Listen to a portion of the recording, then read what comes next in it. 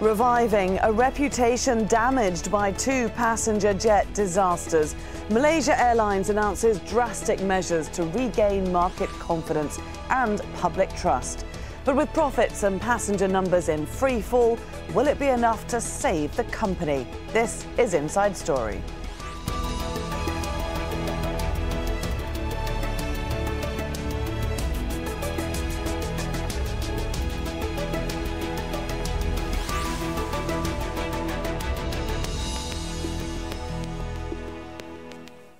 Hello there, warm welcome to this programme. I'm Laura Kyle. That an airline should have a flight completely disappear with all passengers on board was tragedy enough. But then to have a second passenger jet blown out of the skies was unimaginable. And for Malaysia Airlines, the double disasters have taken a huge toll on sales and profits, on public trust and confidence, and on the airline's reputation. The carrier announced big losses this week and followed up by cutting a third of its workforce as part of an overhaul to revive its damaged reputation. A new company will be taken under the wing of the government, but the name will remain the same. Rob McBride in Kuala Lumpur has this report. It is a complete makeover designed to pull the airline back from the brink of its air tragedy predicament. But it comes at a cost in terms of dollars invested and jobs lost. Today we announce a 12-point enabling plan to sustain a recovery to profitability and revive our Malaysia's national flag carrier. Staff will be cut by around 6,000, nearly a third of the workforce. Almost $2 billion will be invested to restructure the airline, with the goal of returning it to profitability in 3 years. The job cuts are as bad as feared for a workforce that feels it is bearing the burden for the past mistakes of management. Malaysian Airlines must have a good leader yang really can turn the industry with a clear direction. You see? Clear direction. That means they have to 100% work with Malaysian Airlines. The current management stays unchanged until the middle of next year. Industry watchers say, given the nature of the airline's troubles, the solution had to be this radical. The fate of its national flag carrier is a national issue as the country prepares to celebrate its Independence Day. It's not just the airline's reputation that has been damaged. The Malaysia brand has also taken a knock. Attempting to repair both, this film, sponsored by the airline to mark the upcoming national holiday, aims to rebuild a sense of pride. But also running on social media, images purporting to show empty Malaysia planes as the airline suffers. You're going to see a lot of empty flights. It's already evident. Ticket prices are plunging. And, there's no historical evidence to say whether it's a 2 months problem, 3 months problem, 6 months problem, or God knows, maybe more than a year. There's just no historical reference. The airline believes it now has the right formula to move forward, but given its unprecedented challenges, it is a journey into the corporate unknown. Rob McBride, Al Jazeera, Kuala Lumpur.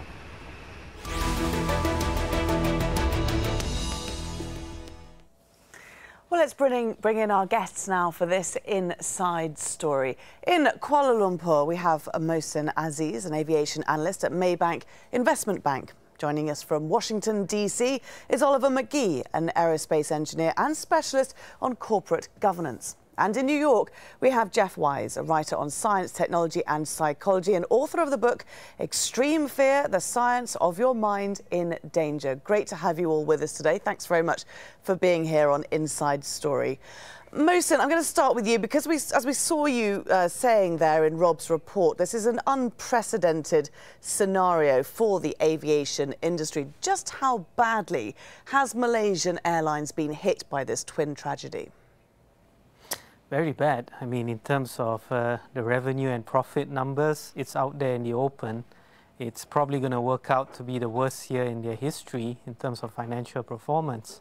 But more than that, it's the reputation, the ability to fill up the planes and actually extract ticket prices that are, acceptable to the airline.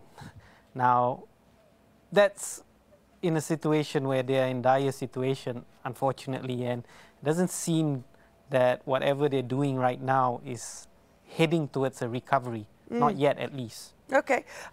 Jeff, if you could give us some idea as to just how someone would now typically react if they were to be told that they were to fly tomorrow via Malaysia Airlines. Well, listen, different people have different reactions, and it would be completely rational to say, you know, no big deal. Flying is the safest form of transportation, no matter which carrier you happen to be on. Other people might say, listen, there's something uncanny about this airline. I can't put my finger on it. I just don't feel comfortable. Those are all valid reactions. Unfortunately, I think quite a few people are falling into the latter camp. Yeah, so there's a lot to deal with psychologically, and we'll address that a little bit more later in the programme. Oliver, first of all, let's look at the monetary issues here and the attempts at recovery that we've seen today. One of the first moves by Malaysia Airlines is to cut a third of its workforce. I mean, it's a huge number, but was that a necessary evil? Yes, it is. Oftentimes when you have a firm that is in a massive cash burn, this one is doing about 2.16 million per day, and its operations in the bottom lines is losing about 1.6 million a day. You have to do something. When you're burning cash this fast, you have to move fast. And oftentimes, labor cost is the first place to go. When I heard the news break this morning that it was at 6,000 job losses, I thought it was 5,000, which I wrote on LinkedIn last night. This is really saying that this firm is very serious in trying to cut its cost, because it has to cut its cost because it's really in the rule of three. It's in a squeeze play between the premium Singapore Airlines and the more entrepreneurial low-cost Malaysian carrier Air Asia.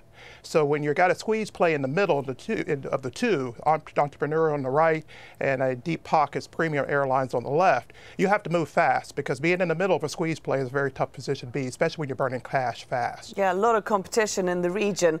Mohsin, how did people in Malaysia react to those job losses? As we said, it's a huge number, 6,000 jobs, 6,000 people suddenly unemployed. Well, the number is big, but the news wasn't unexpected, because everybody's been following the story on Malaysia Airlines, and after these twin disasters, it was very clear and evident that route network had to be scaled down, especially the ones that are deeply loss-making. And it's a clear correlation. When you cancel flights, you have excess planes, excess staff. What do you do with them? You have to cut them. So I suppose no one's actually gasping in surprise. It is unexpected news. Where were the cuts made? Because we already know that quite a large number of cabin crew had already resigned up until this point. It'll go through the whole range, you see. Each aircraft that a company brings, it will need a set ratio of how many pilot it needs, how many cabin crew, technician, operational people, ground handling staff. So there's a specified ratio that's required, and it goes around the whole organizational structure, from the technical inclined to the service oriented, and also to the management. Let's not forget that Malaysia Airlines is operating in a particularly harsh environment for the aviation industry as a whole. And here's how it's been faring compared to two of its rivals. Well, Malaysia Airlines losses for the 3 months to June were just short of $100 million. It's not made a profit since 2010. Further losses are expected to be seen in the second half of this year. Now, compare that to Australia's national carrier Qantas, which has just announced a record annual loss of $2.8 billion. And while Singapore Airlines held a $28 million profit for the 3 months to June, it actually marked its third consecutive decline. Oliver, even without accidents, the aviation industry is operating in a difficult environment. It's a difficult time. What are the main challenges facing airlines, perhaps in this particular region? International airlines, as a business, really runs on about 5 days of working cash. It's a 5 days working cash business. And you have to watch your cash flow very, very carefully. Singapore, for example, was running about approximately 103 aircraft with maybe about 14,500 employees, where Malaysia was really running about the similar amount of aircraft, about 108 aircraft, but with 19,577 employees. So when they have to cut down to 5,000 to 6,000 jobs, what they're trying to do is get their labor force about the size of the premium carrier that they're trying to chase. And so once they drop the labor costs, then they can start fine-tuning their maintenance costs, which is very, very important, because in international aviation, it's all about safety and security. And so once the brand is recovered, that is now recovered to its historical safe airline business. Malaysia has been a very, very safe airline for about 3 decades until this last 6 months. That's what get the passenger loads back. Right now, Malaysia doesn't necessarily see it needs to do a brand change, a name change, which I was calling early on, but it probably just needs to basically do a brand recovery, and that is to get back to its historical aspects of being a safe air carrier as it has been historically for decades. Jeff Wise, it's all about safety and security, as Oliver says there. Is Malaysia Airlines perceived as a safe way to travel? Well, I don't think if you said the name Malaysia Airlines, if safety would be the first thing that would come to mind. I mean, there's been this incredible, like unprecedented streak of, is it bad luck? Is it something nefarious? We just don't know. The first one obviously is a complete mystery. We really don't know anything at all about what happened. The second one, it seems at first glance to be more easily explained, but there's still much we don't know about the second one either. Listen, there were 15 Malaysian Airlines 777s in the world. There were 19,000 registered commercial aircraft overall. So if you lose 2 planes and they both happen to come from that 15, it's incredible. I mean, really unprecedented stroke of unlikely odds occurring. So it has to raise questions. It's not irrational to wonder what is going on here. Absolutely. Let's just remind ourselves of those terrible incidents that have scarred Malaysia Airlines so badly. Well, flight MH370 departed Kuala Lumpur for Beijing on March the 8th. Based on analysis of satellite data, it's believed to have diverted from its course northwards and come down in the ocean far west of Perth in Western Australia. Investigators still do not know what happened to that plane, nor the 239 people who were on board. Flight MH17 departed Amsterdam for Kuala Lumpur on July 17th. It was shot down over Ukraine and crashed in Donetsk, near the country's border with Russia, and all 298 people on board were killed. Mohsin, almost 6 months on, I mean, let's just look at those particular incidents for a moment, because there's still so much speculation over what happened, and it seems incredible that almost 6 months on, we've got not even a trace of debris from that flight MH370. How can that be in this day and age? Well, yeah, that question just defies everyone, doesn't it? I mean, the probability of a Boeing 777 to have an accident, judging by its track record, it's about 1 in 3 million. And for it to actually disappear with no one tracking, we're talking about odds of 1 in 10 to 12 billion. So it's like a jackpot in a terrible, unlucky way. I just have no answer to it, Sorry, Oliver, you were saying earlier that with Malaysia Airlines' excellent safety record, I mean, were you surprised by this complete disappearance of the flight? I mean, flights do go down, but generally we find them. I was stunned. 3 days into the MH370 tragedy, I wrote an article on LinkedIn, Boeing 777 airplanes do not vanish or fall out of the sky. Basically, what I was writing about is how ridiculous that notion is. These big, giant engineering marvels simply fly consistently safe, and they just do not vanish or fall out of the sky.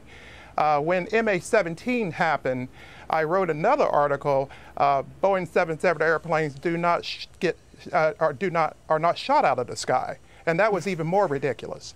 And so what I find here is that this particular airlines has been bombarded with something that we all have to face in corporate governance, crisis management, a dual crisis management, which I spoke about on Reuters July 18th. But it's also subject to extraordinary shocks, as my colleague at Maybank has suggested, and he's been very, very eloquent in discussing that across the social media. Right now, the search is really going in the direction of an unknown phone call that came on the morning of March 8th that really is taking the Australian Transport Safety Board to look more carefully and push the search a little south as to where they were looking in the area right now. But what I've seen lately, the extraordinary mapping is coming through of the southern Indian Ocean where they're looking at, and this is extraordinary terrain that we're looking for. I was struck by the fact that they saw maps of water at a depth of 600 meters, and then you go a little bit further away south, and then it drops down to 6,000 meters. So they have unknown volcanoes they discovered here. That's great for underwater science and technology, but trying to find an airplane is like in that type of terrain underneath the water. It's like finding a needle in a haystack. Especially now that the black box has stopped functioning and stopped sending pings up to the satellites as well. Absolutely. Trying to find a black box is even more extraordinary. One of the things we have to keep in mind, since 1948, we've lost hundreds of planes in deep water oceans. We've only found one, and that was Air France 447. So the challenge to find MH370, history is not on our side. But we have to do this, because this is what we do in international science and technology. We find tough problems and solve them, and this plane is going to be a tough problem to find. No one thought we could find Air France 447. We found it, and the black box. We are hoping and praying that we can find MH370. And in the meantime, Jeff, what impact does this missing plane and the shot down plane have on the employees of Malaysia Airlines? I mean, I'm thinking particularly of the cabin crew, who of course would have lost people who they knew and worked with very closely. What do the cabin crew have to deal with in the wake of such disasters? Well, you think about what it must be like to be working for an airline that all of a sudden, having had a wonderful safety record for many decades, to suddenly be the object of scrutiny and concern and people canceling their flights because they don't trust that anymore. Imagine what your friends or relatives, the customers are saying. Imagine the wisecracks that people are making as they come on the plane.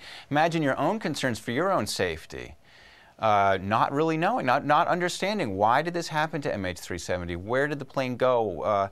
What was the cause? And so there's a number of psychological forces at play that would make it uncomfortable. And you mentioned earlier that there have been large-scale resignations among the cabin crew.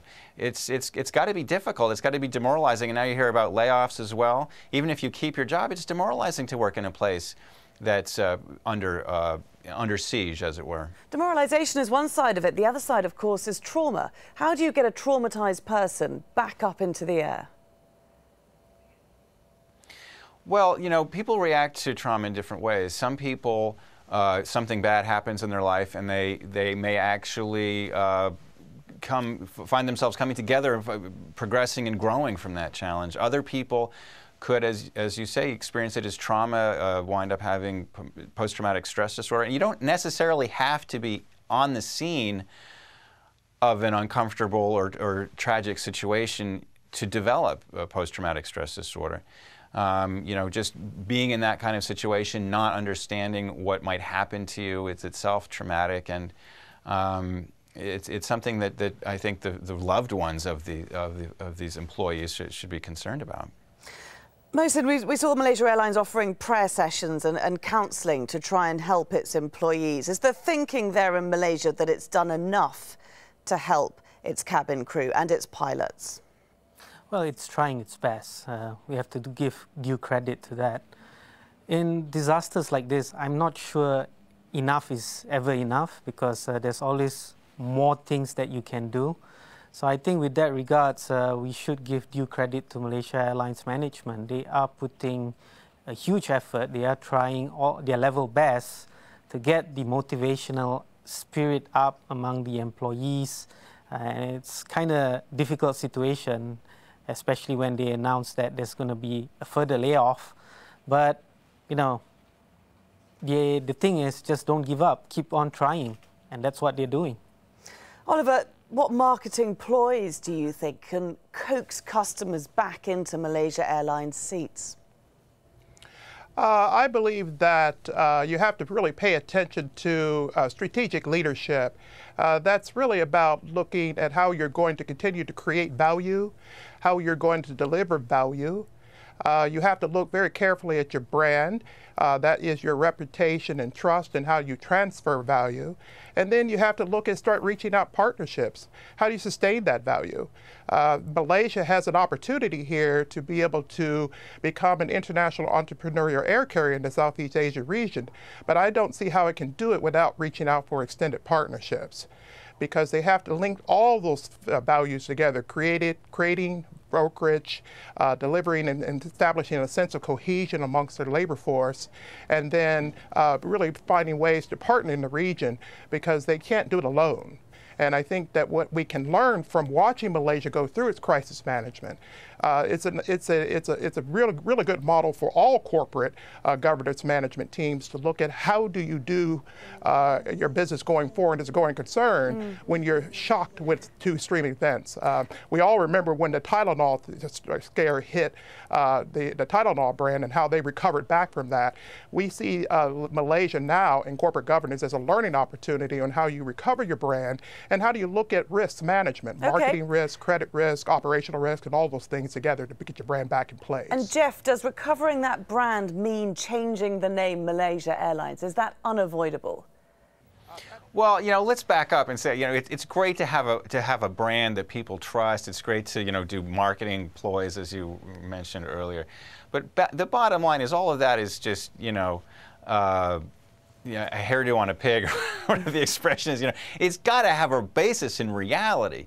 You can spend all you want on marketing and advertising, but if people have legitimate concerns that aren't being taken care of, Tylenol was just mentioned. When that happened, there was an investigation that was undertaken. The perpetrator was identified. They changed packaging, and that packaging is still changed today. We still have you still have to rip the foil off the bottle when you open it. That's because of that incident. So Malaysia, it's not going to be just enough to change your name or change your advertising strategy. You're going to have to address this patient is sick, and you're going to have to cure the patient before you get him out the door. Mohsin, how do you cure the sick Malaysia Airlines patient? Consistency. By delivering consistently good service, good customer expectation, and also consistent safety from this point on. That's how you win back customers. It may take some time, but as long as the company can deliver consistency, it will come back. Oliver, what sort of time frame do you think we're looking at? Right now, they're making the first step in basically reducing their labor force, because running an airlines is you can't be too fat on too much labor compared to your competition. The second thing they're looking at is how to review how they do their contracting and how they do their normal business and giving contracts to folks, because that can be a huge cost drain. You always have to pay attention to maintenance when you're running the airlines, because if they have another safety incident, this airline is done. And then finally, you have to look at how you're strategically looking across the board to manage costs, as well as bringing customers back to your passenger load. And that is going to require some brand recovery or even brand rebranding altogether. But we are going to see this fight for Malaysia Airlines to come back from the brink. I'd say about 5 years. It's going to take longer than what they're saying, 3 years. You might as well take that time and double it. Look at 5 to 7 years.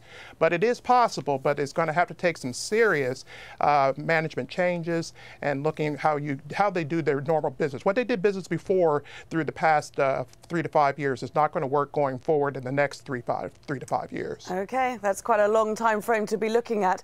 But on that note, we're going to have to leave the discussion there today. It's been fascinating. Thank you all very much for joining us here on Inside Story. Mohsin Aziz in Kuala Lumpur, Oliver McGee in Washington, D.C. and Jeff Wise in New York. And thank you too for watching. You can let us know your thoughts by leaving your comments on facebook.com/AJ Inside Story, or go to @AJ Inside Story on Twitter. I'm Laura Kyle from me And the team here, bye for now.